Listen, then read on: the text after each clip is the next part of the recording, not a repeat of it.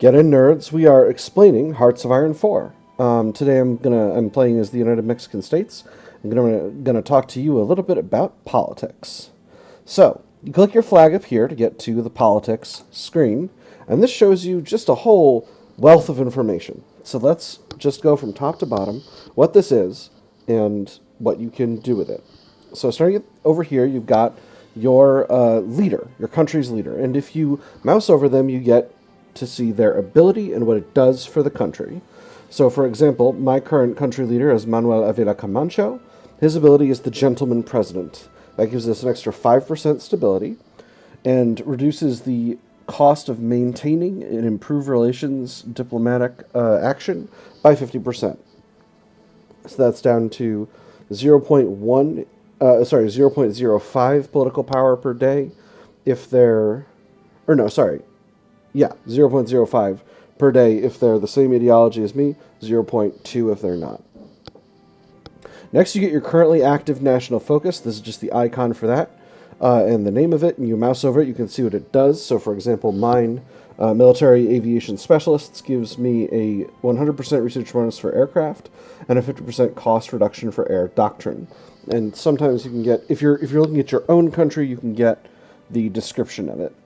By the way, if you don't have any units selected and you select another country and right-click, you can get similar information. And if you know what their focus is, you can get that as well. So, like, for example, since I'm in a faction with Germany, I can see what they're working on, and it's air innovations too. And if you click it, you can see their national focus tree. Anyway, but we're talking about internal policy, so we'll keep working on that for now. This progress bar, you can see the progress written out here if you mouse over it, but you can also see it visually on the progress bar. Since most national foci are 70 days, that gives you a pretty good visual to how close you are to having the national focus completed. After that, you get your national spirits. These are buffs and debuffs that apply to your nation. They're each represented here with an icon, and if you mouse over them, you can see what they do. So, for example, I've got women's suffrage. This gives a 5% increase to research speed and a 0.10 daily increase in democracy support. What's democracy support? It's this bar right here. This is your breakdown of the country's politics. This whole row here. So over here you see your ideology. If there's an election, you're going to see when it's going to happen. Over here is the... That's not a song I've heard before. Neat. You get to experience some content that is new to me. This is probably from the most recent DLC. If you mouse over this, you can see the party that is currently running the country, and the nature of the politics and what they do to the country's capabilities. Over here, you can see the breakdown of support for the various parties in the government. So, the PRI, the Partido Revolucionario Institucional, I think is how it's pronounced. I think is what it is. I'm not... Yeah, here we go. Partido Revolucionario Institucional is the ruling party with 55% support. We also have the Partido Comunista Mexicano, which has about 39% support. And we have very small amounts of support for our fascist and unaligned parties. In the base Hearts of Iron 4 game, blue is always going to be democratic, red is always going to be communist, brown is always going to be fascist, and non-aligned is always going to be gray. So, let's just see at a glance what's happening. Why do I have so much communism support? Because I have some ticking communism from the influence of some communist regime, and then I have ticking communism from this, the Ejido Workers Militias, but I did that voluntarily, and that's because it gives me a huge bonus to recruitable pop. So, that's a very nice little trick to, little thing that you can get from Mexico itself, and I think this is historically accurate. Below that, you have three options here, and I'm not playing a country with a ton of these, but so I'm going to have to show you these interfaces some other time. Occupied territories here is an interface that lets you manage the occupation of any territories you've taken over. In my case, both of these are core territories, so I don't need to worry about this much. Exiled governments, when you're a faction leader, and members of the faction have had their nations fully occupied and capitulated, you'll see their governments in here. You'll be playing host to their governments in exile who are still fighting the war. If you're democratic, I think you can have an exiled government if you're democratic, unaligned, or communist. I don't think fascist governments have governments in exile. And then subjects is any nations that are a subject of yours, like a colony or a dominion. So next down here we have our laws and government, research and production, and military staff. These have changed pretty significantly since the beginning of Hearts of Iron 4's development cycle, so I'm going to take you through each of them and what they do. Laws and government, here you've got 3 slots for laws and 3 slots for advisors, political advisors. And the thing about these political advisors is it's the same pool of guys for all 3 slots. You click this and you're going to see your list of guys. You can see their name and their ability and how much political power they cost, because some of them are going to cost a little less. If you mouse over them, you can see what their requirements are and what their ability does. And the abilities are common across all countries. So, like, I currently have my president, who's a war industrialist. War industrialists in all countries do this same thing. So, anytime you've got a war industrialist in government, you can see what they do.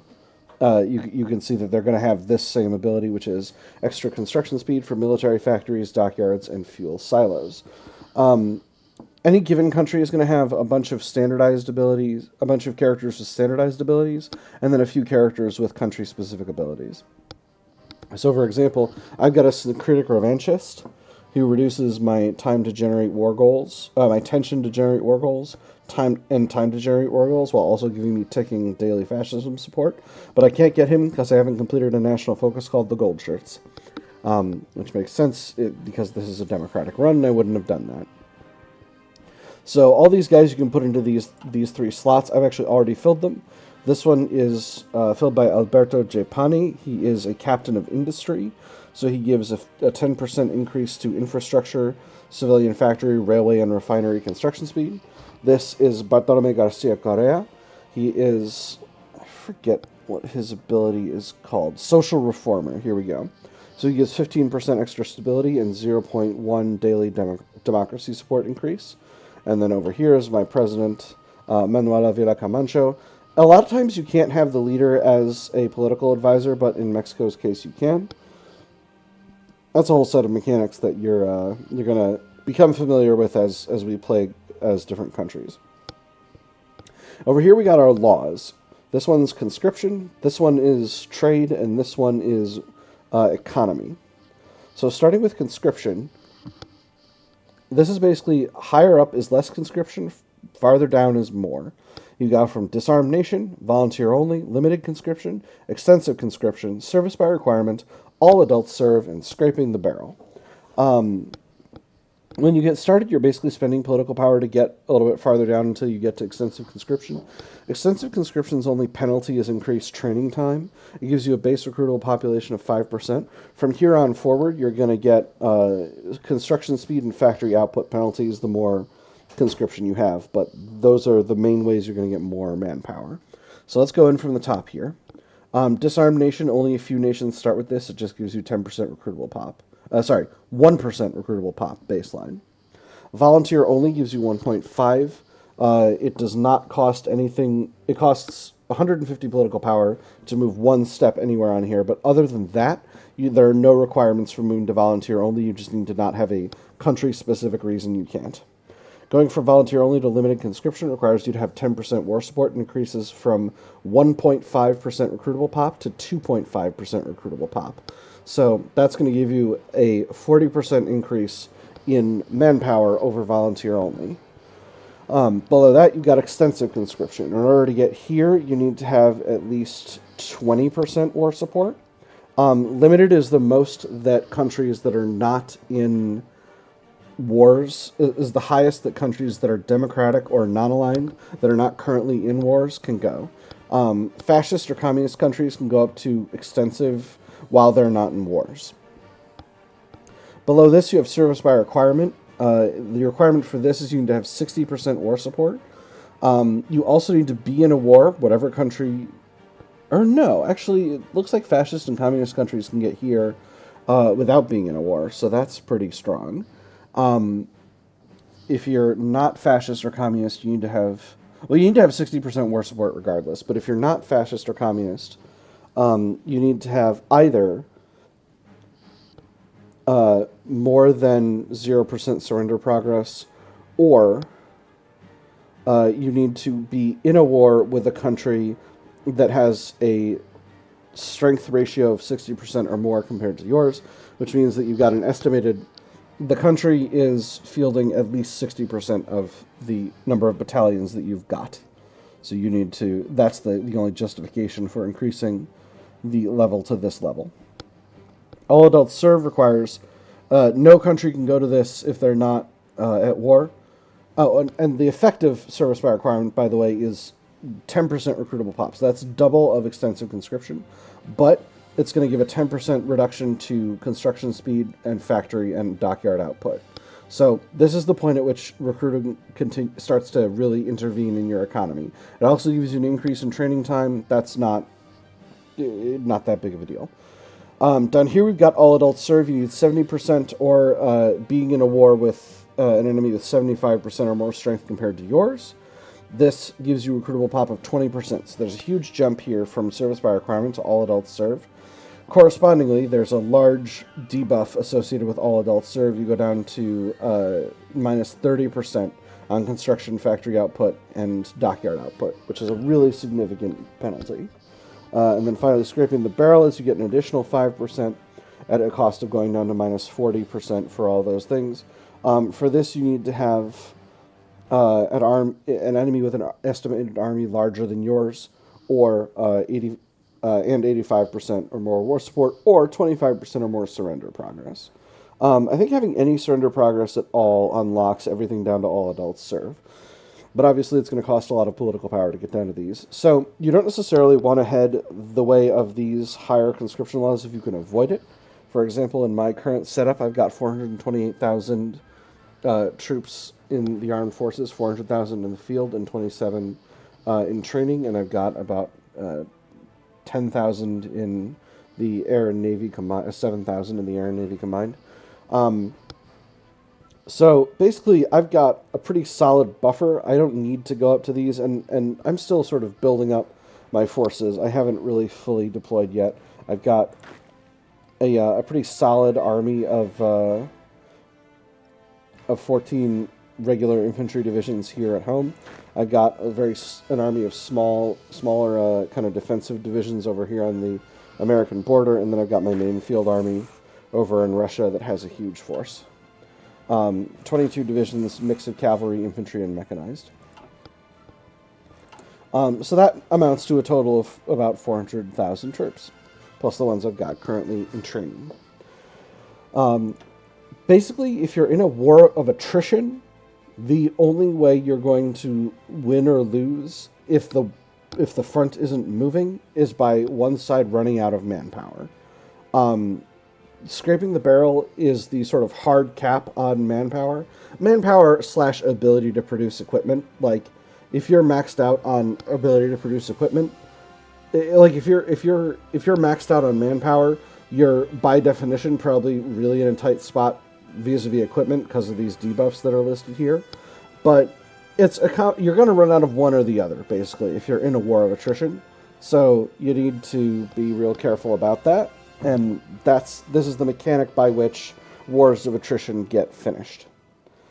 Next, you've got trade. Trade is a really interesting set of mechanics that basically control how much of your resources go to the international market. And we'll do an episode about resources a little later. For now, the takeaway is free trade gets 80% and a huge slew of bonuses. Export focus gives 50% and a small slew of bonuses. Limited exports gives 25% and some very slight bonuses. And then closed economy is you keep all your resources, but no bonuses from international trade.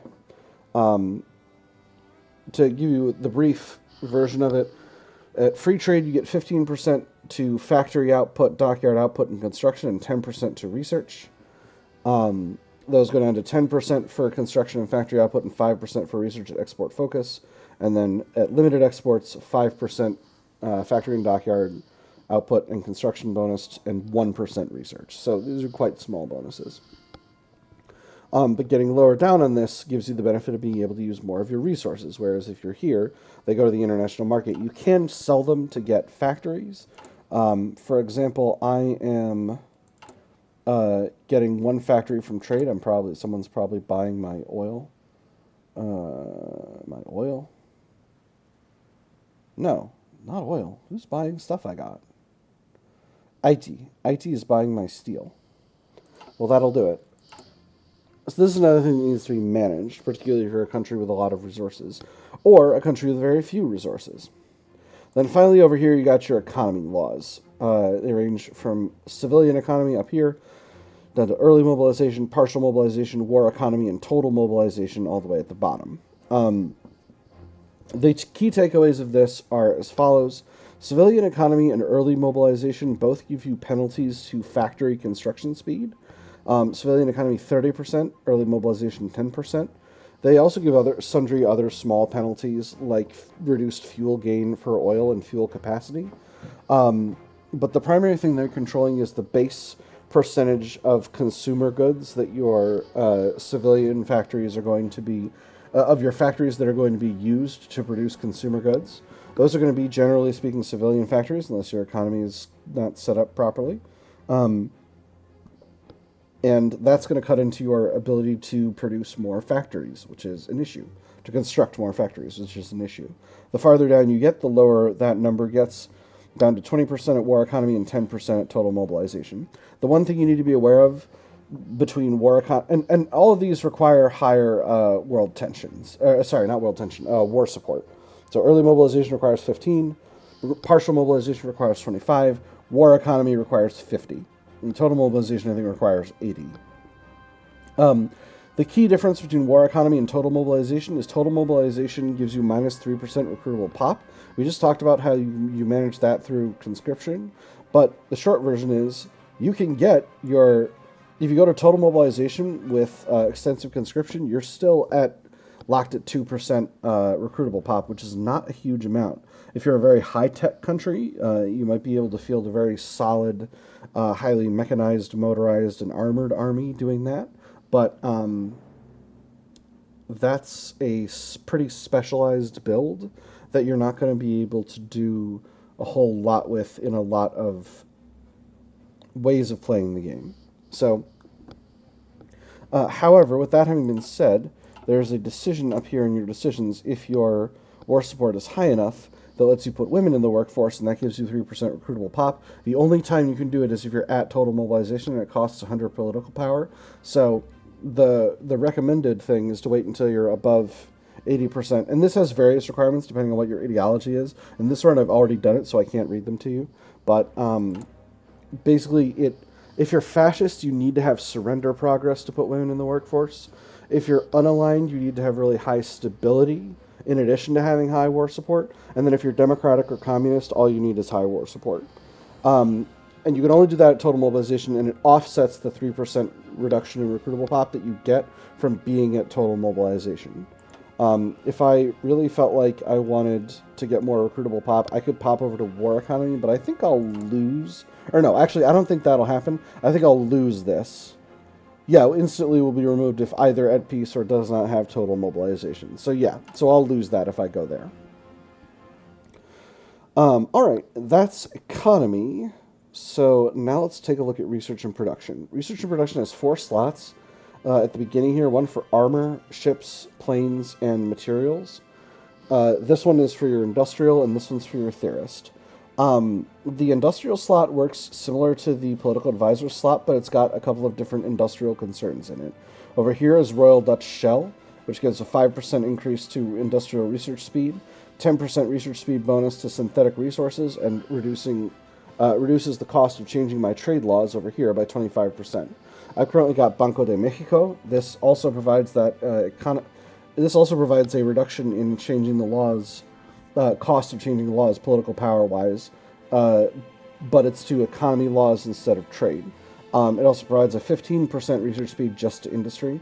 I got Pemex available for, again, a 5% industry research and a 10% synthetic resources research speed. This also gives a 10% extra infrastructure construction speed. And I'm not going to have access to this one, but it gives reduced cost for getting military industrial organizations and a 15% increase to electronics research. So that's what industrial concerns do. They give you research bonuses for your sort of civilian side of your research over here in industry and engineering.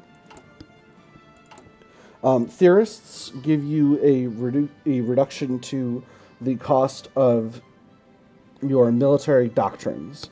So this one's got a large 15% reduction in cost, but only for superior firepower. Manuel Perez Trevino. In contrast, Enrique Estrada gives a 10% reduction, which is less, but he gives it to any land doctrine that I want to get.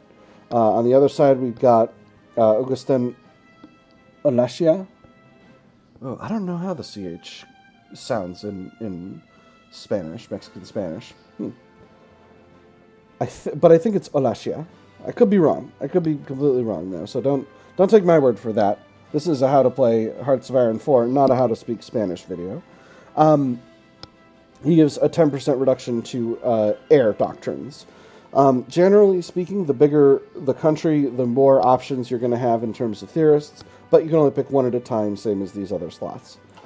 These, on the other hand, link you to a bunch of different companies that have their own whole trees of abilities you can have here. So I got an infantry weapons manufacturer, an automotive manufacturer, an artillery manufacturer. I'm probably going to, then this is just in materials. Over here under air, I've got one. Here under ships, I got 2 options. And here under tanks, I've got 4. I'm probably going to leave these for their own video because they've gotten very complicated in the, not the current DLC, but the most recent one before that. These got a lot more complicated. They got whole trees of like, hey, here's what you can get for these various. So I'm not going to worry about that right now. Oop. Finally, at the bottom here, because how far are we? Yeah, we're getting on towards this video needing to be done. At the bottom here, you got your military staff, and here are the slots, and they're the same for every country. You got your head of army, your head of navy, your head of air force, and then your 3 general advisor slots that you can put any guy from this set into. By the way, these are only showing because they're the guys that I haven't gotten. So Mexico has a total of, I think, 5 guys available. Heads of military give you army experience gain depending on their level. And by the way, when you get head of military, when you get anyone in this set, it'll allocate some command power off to sustaining that leader. And as you can see, my maximum command power is a lot lower than the base 200 because I've got 6 army advisors here. So that really affects things. Heads of army, navy, and Air Force will also give you daily experience gain, which is super duper important. So getting, in my case, Matias Santos Ramos is early on is key to my overall long-term strategy because he's giving me a daily trickle of army experience that's being very, very useful. Most of these operate the same way, and again, like the advisor abilities, these abilities are common. If I've got anyone who's a genius level air reformer in another country, they're going to give this same 0.4 daily air experience gain, 15% increased air experience gain ability. Similar if I've got an expert in ground support. These guys range in capability from specialist to expert to genius. Genius characters are going to cost more political power to get and specialists less, but you allocate less command power for genius level characters than you do for experts, and ditto for specialists. So getting a board full of specialists here is generally pretty bad because it's going to lock your command power at a pretty low number. For example, I've only got 1 specialist, and that's Heriberto Jara Corona. That's this guy, my head of navy here. So getting these filled is like a medium priority, except for the head of the army, who's generally a high priority. So yeah, so that's the politics screen. I hope you have found this reasonably informative. And I haven't discussed strategy that much, but I just want to give you the basics so that you can see what decisions I'm making, why I'm doing them, and what the benefit of them is.